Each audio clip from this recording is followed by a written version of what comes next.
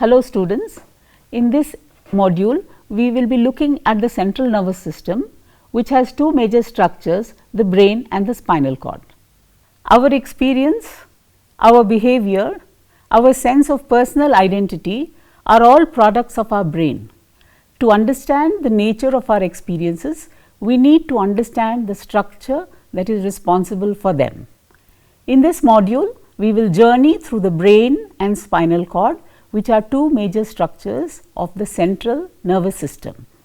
We will conclude with an understanding of the concept of localization of brain functions. The crowning glory of the central nervous system is the brain. It sets humans apart from all other species by allowing us to achieve the wonders of walking on the moon, composing masterpieces of literature, art and music. The human brain, a spongy 1.4 kg mass of fatty tissue, has been compared to a telephone switchboard and even a supercomputer. But the brain is much more complicated than either of these devices. Dr. 𝗧𝗦𝗔𝗧 in his TEDx talk calls the brain the grandest and oldest social network in the world. According to him, the brain has 100 billion users and Facebook has only 2 million. The 100 billion users are the brain's staggering 100 billion nerve cells or neurons. The way the brain communicates internally is through a technology that we have only recently discovered, wireless technology. It is amazing to think that this cutting edge technology has been used by the brain since time immemorial. The complexity of the connectivity between the nerve cells is mind-boggling. Each neuron can make contact with thousands or even tens of thousands of others via tiny structures called synapses. Our brains form 1 million new connections for every second of our lives. The pattern and strength of the connections is constantly changing and no two brains are alike. It is in these changing connections that memories are stored, habits learned and personalities shaped by reinforcing certain patterns of brain activity and losing others. Brain structure is shaped partly by genes, but largely by experience. Only relatively recently it was discovered that new brain cells are being born throughout our lives, a process called neurogenesis. The brain has bursts of growth and then periods of consolidation, when excess connections are pruned.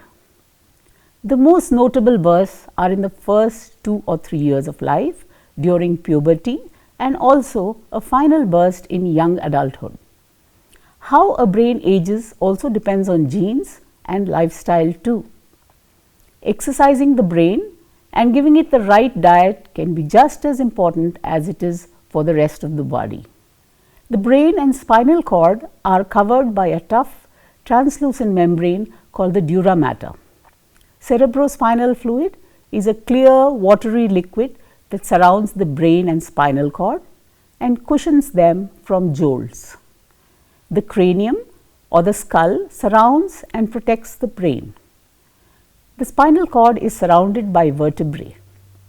Also, some muscles serve to pad and support the spine. The blood-brain barrier protects the brain from chemical intrusion from the rest of the body. Blood flowing into the brain is filtered so that many harmful chemicals cannot enter the brain. The brain is also a major consumer of bodily energy. While it is only 2% of our body weight, it consumes 20% of our energy. The brain contains billions of interacting cells that integrate information from inside and outside the body, coordinate the body's actions, and enable us to talk, think, remember, plan, create, and dream. People often speak of their brains being composed of grey matter, but the brain also contains white matter. The grey matter is the cell bodies of the neurons, while the white matter is the branching network of thread-like tendrils called dendrites and axons that spread out from the cell bodies to connect to the other neurons. The extent of the brain's capabilities is unknown, but it is the most complex living structure known in the universe. This single organ controls body activities ranging from heart rate and sexual function to emotion, learning and memory. The brain is even thought to influence the immune system's response to disease and to determine in part how well people respond to medical treatments. Ultimately, it shapes our thoughts, hopes, dreams and imaginations. In short, the brain is what makes us human. I will now give you some interesting brain facts. There are about 100 billion neurons in the human brain, the same number of stars as in our galaxy. The human brain contains around 400 miles of blood vessels. Your brain generates nearly 25 watts of power while you are awake, which is enough to light up a light bulb. The left side of your brain controls the right side of your body, and the right side of your brain controls the left side. Every time you have a new thought or recall a memory, a new brain connection is made between two or more brain cells.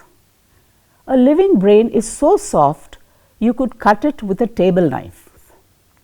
Loss of oxygen for just 5 to 10 minutes can cause serious brain damage. The brain can stay alive for 4 to 6 minutes without oxygen. After that, cells begin to die. Your cerebral cortex is about as thick as a doctor's tongue depressor, and it grows thicker as you learn more. Now, let's delve deeper to understand the structures and divisions within the brain. The brain can be divided into 3 major regions: the hindbrain, midbrain and the forebrain. These 3 divisions of the brain can be thought of as a hierarchy in which the forebrain controls the midbrain, which controls the hindbrain. The midbrain and hindbrain, known as the brainstem, is concerned with essential but non-cognitive bodily functions such as breathing, the regulation of blood flow and the coordination of locomotion. Basic processing of sensory information is also performed by the midbrain structures. The more complex processing occurs when this partly processed information is distributed up the hierarchy to the forebrain.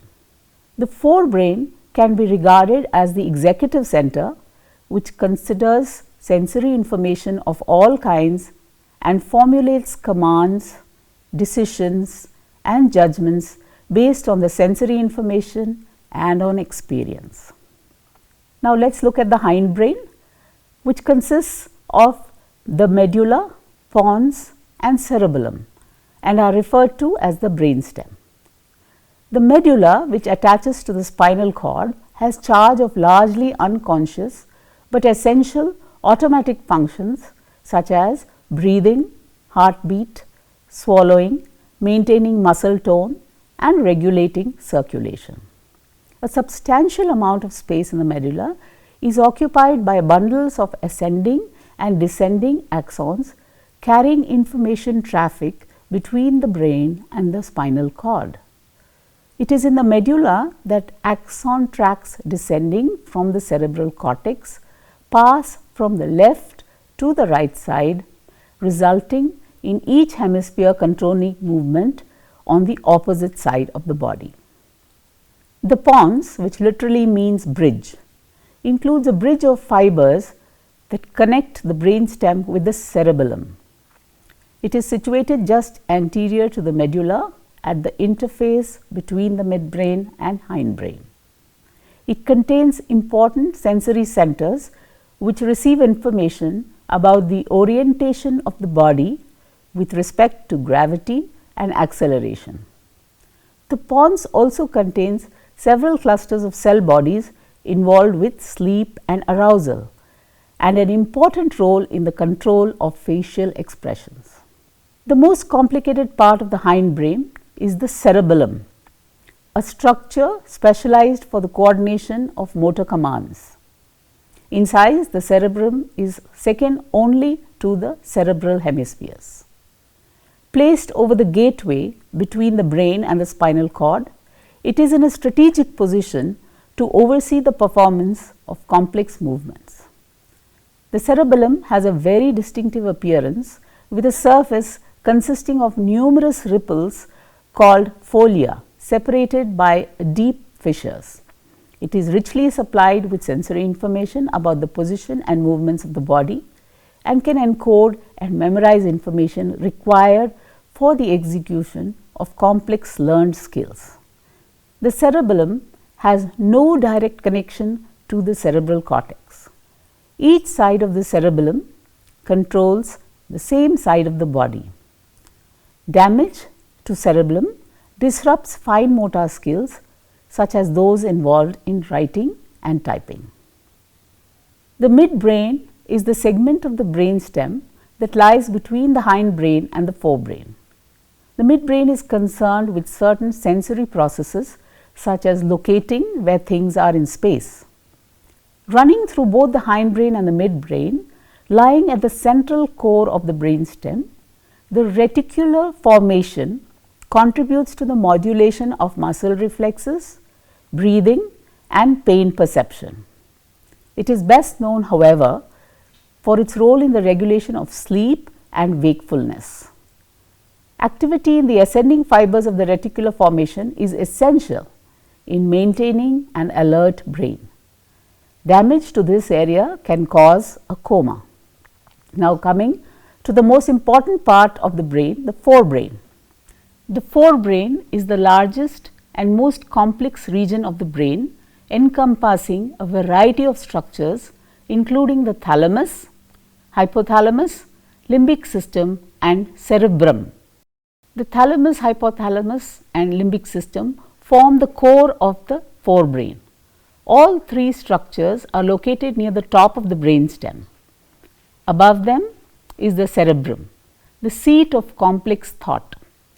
This relatively large structure may contain 70% of the neurons in the central nervous system. The wrinkled surface of the cerebrum is the cerebral cortex, the outer layer of the brain. The thalamus is a structure in the forebrain through which all sensory information must pass to get to the cerebral cortex. This way station is made up of a number of clusters of cell bodies or somas. Each cluster is concerned with relaying information to a particular part of the cortex. Apart from being a relay station, the thalamus also plays an active role in integrating information from various senses. The hypothalamus is a structure found near the base of the brain that is involved in the regulation of basic biological needs. The hypothalamus lies below the thalamus. One of the functions of the hypothalamus is to control the autonomic nervous system. It also serves as a vital link between the brain and the endocrine system. The hypothalamus plays a major role in the regulation of basic biological drives related to survival, such as fighting, fleeing, feeding and mating. The hypothalamus also contributes to the control of hunger and other basic biological processes including thirst, sex drive and temperature regulation. So, it is a very important part of the brain. The limbic system is a loosely connected network of structures located roughly along the border between the cerebral cortex and deeper subcortical areas. This system is involved in the regulation of emotion, memory and motivation. The limbic system is not a well-defined anatomical system with clear boundaries. It includes parts of the thalamus and the hypothalamus, the hippocampus, the amygdala, the stria terminalis, the septal nuclei and the cingulate cortex. The basal ganglia are a set of large structures toward the center of the brain. The limbic system is involved in integrating feelings, thoughts and movement along with helping to shift and smooth motor behavior. They are involved in setting the body's anxiety level and help modulate motivation. In addition, the basal ganglia are thought to be involved with feelings of pleasure and ecstasy. The cerebrum is the largest and most complex part of the human brain. It includes the brain areas that are most responsible for our most complex mental activities, including learning, remembering, thinking, and consciousness itself. The cerebral cortex is the convoluted outer layer of the cerebrum. The cortex is folded and bent so that its large surface area, about 1.5 square feet, can be packed into the limited volume of the skull. The cerebrum is divided into two halves called hemispheres. The cerebral hemispheres, the right and left halves of the cerebrum, are separated in the center by a longitudinal fissure that runs from the front to the back of the brain. This fissure descends to a thick band of fibers called the corpus callosum. The corpus callosum is the structure that connects the two cerebral hemispheres and is of vital importance in bilaterally coordinated cortical function. It is a communications bridge between the cerebral hemispheres and consists of a tract of about 1 million axons, half of them originating from the neurons in the right and half from the neurons in the left cerebral cortex. Each cerebral hemisphere is divided into 4 parts called lobes. The occipital lobe is located at the back of the head. This is where all the visual signals are sent and visual processing begins. This area is called the primary visual cortex. The parietal lobe is in the front of the occipital lobe. It includes the area that registers the sense of touch, called the primary somatosensory cortex. It is also involved in integrating visual input and in monitoring the body's position in space. The temporal lobe lies below the parietal lobe. The temporal lobe contains an area devoted to auditory processing called the primary auditory cortex. The frontal lobe is the largest lobe in the human brain. It contains the principal areas that control the movement of muscles called the primary motor cortex. Now, let us look at the spinal cord. The spinal cord is part of the central nervous system and connects the brain to the rest of the body through the peripheral nervous system. It is an extension of the brain. Like the brain, it is enclosed by the meninges and bathed in cerebrospinal fluid. The spinal cord runs from the base of the brain to just below the level of the waist. It houses bundles of axons that carry the brain's commands to peripheral nerves and relay sensations from the periphery of the body to the brain. The spinal cord plays a critical role in distributing the signals between the brain and the peripheral nervous system. Housed within a tube-like structure composed of a series of bones called vertebrae, the spinal cord looks something like a long, white, smooth rope extending from the neck to the small of the back. Along the length of the spinal cord are spinal nerves that branch out between pair of vertebrae. These nerves connect with various sensory organs, muscles and glands served by the peripheral nervous system. The spinal nerves occur in 31 matched pairs, with one nerve of each pair connected to the right side of the spinal cord and its counterpart connected to the left side. Thus, the spinal cord can help coordinate the two sides of the body. The spinal cord has a relatively simple structural organization: a central region of gray matter containing synapses and the cell bodies of neurons, and a surrounding white matter consisting of the axons transmitting information up and down the cord. The spinal cord is segmental, and at each segment there are two pairs of roots, one dorsal and one ventral, which connect the spinal cord to the body. The ventral roots contain the outgoing axons of motor neurons and the dorsal roots contain the incoming axons of sensory neurons. The cell bodies of the sensory neurons reside in swellings called dorsal root ganglia close to the spinal cord. Cell bodies of the motor neurons are found in the ventral grey matter clustered together in functionally related groups. Thus, motor neurons that innervate a given muscle are grouped together and motor neurons of the extremities are found laterally in the cord, whereas those innervating trunk muscles are more centrally located.